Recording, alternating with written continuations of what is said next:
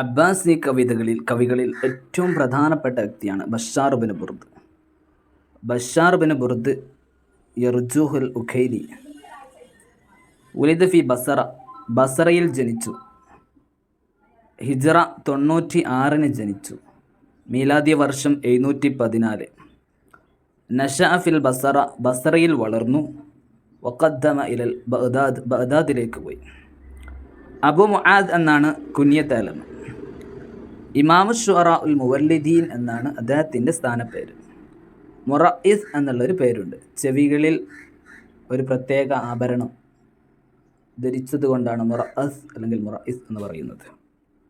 ഷായറുൽ അഅമ, കണ്ണു കാണാത്ത കവി. ഫാരിസിയാണ്. തൊഹ്റസ്താൻ. അബൂഹു, അദ്ദേഹത്തിൻ്റെ ഉപ്പ ഫിസിബി മുഹല്ലബിനു അബി സിഫിരി എന്നവരുടെ പിടിയിലായ എന്നിവർ പിടിച്ചെടുത്ത ഒരു അടിമയാണ് അദ്ദേഹത്തിൻ്റെ ഉപ്പ.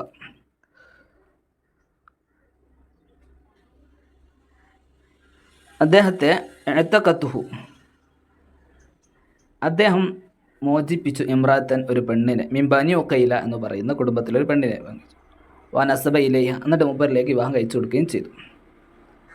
അങ്ങനെ നമ്മുടെ ബഷാറിനൊക്കെ 2 സഹോദരന്മാരുണ്ട്, ബിഷർ, ബഷീർ. 2 പേരും ഖസ്സാബീനാണ്, മാംസക്കച്ചവടക്കാരാണ്. ഷാഇറുൻ മുഹ്ലറമാണ്. ഉമവി അബ്ബാസി കാലഘട്ടങ്ങളിൽ എത്തിച്ച കവിയാണ് നമ്മുടെ ബഷാർ. ഷാഇറുൽ മത്ബൂ, ഒരു പ്രകൃതിയാൽ ഒരു കവി എന്ന് പറയുന്നത് അദ്ദേഹത്തിൻ്റെ പ്രകൃതിയാൽ ചില വ്യക്തികൾ കവിത ഒരു എന്താ പറയുക, കവിതയോടുള്ള ഒരു കവിത ആസ്വാദനം ജന്മനാ കിട്ടുന്നവരുണ്ട്. അതിനാണ് മത്ബൂ എന്ന് പറയുന്നത്. ഓക്കെ, ഇത്രയാണ്. അദ്ദേഹത്തിൻ്റെ ഉമ്മയുടെ പേര് ഖൈറത്തുൽ അഖൈരിയ എന്നാണ്. ഇനി പറയുന്നത് അബു നുവാസിൻ്റെ കാലഘട്ടക്കാരനാണ് ബഷാർ. എന്ന് പറഞ്ഞാൽ 76 ബഷാർ ജനിക്കുന്നത്. 96. 168 മരിക്കുന്നത്. 168 ബഷാർ മരിക്കുന്നത്. 96. അങ്ങനെയാണെങ്കിൽ നമ്മുടെ അബു നവാസ് 145 ജനിക്കുന്നത്.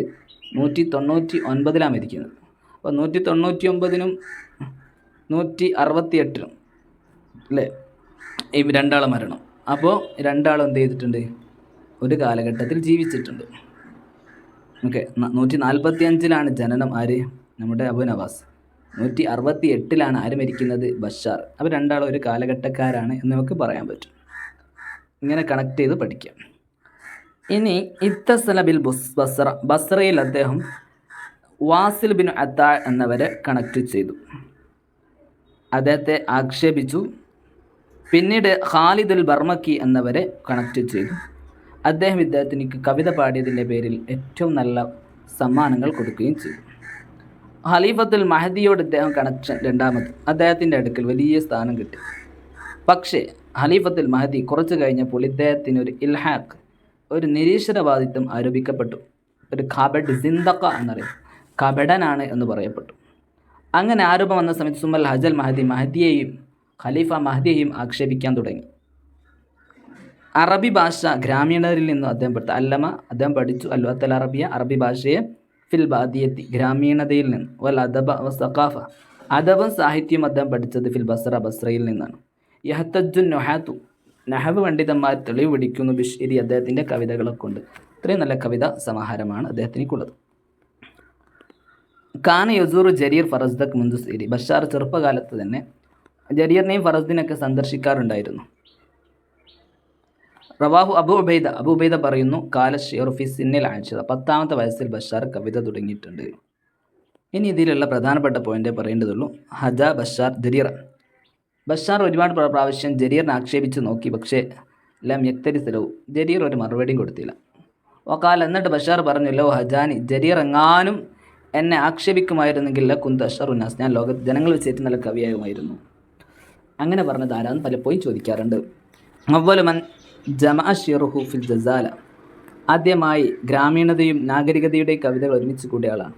അന്ന ഷിറു ഹദ്ദുൽ ഔസത്ത് ബൈന ഷിറുൽ ഖദീം വൽ ഹദീസ്, പഴയ കവിതയുടെയും പുതിയ കവിതയുടെയും സെൻറ്ററിലുള്ള ഹദ്ദുൽ ഔസത്തിലുള്ള കവിത എന്നറിയപ്പെടുന്നത് ഇദ്ദേഹമാണ്. ഓക്കെ, ഇങ്ങനെ ഒരുപാട് പ്രത്യേകതകളുണ്ട് അദ്ദേഹത്തിനിക്ക്. അസ്മായി അദ്ദേഹത്തെ ആയിഷയോടാണ് നാബിയയോടുമാണ് അദ്ദേഹത്തെ സാദൃശ്യപ്പെടുത്തിയത്. കാരണം അദ്ദേഹത്തിൻ്റെ കവിതയിൽ പിയവുകൾ വരാത്തത് കൊണ്ട്.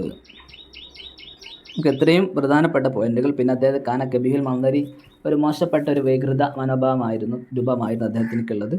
നീളമുള്ള ഒരാൾ, പിന്നെ മോശപ്പെട്ട സ്വഭാവം, സൃഷ്ടിപ്പിലെ ഒരു മോശപ്പെട്ട ഒരു സ്വഭാവമുള്ള ആളാണ് ബഷാർ എന്ന് പറയപ്പെടുന്നു.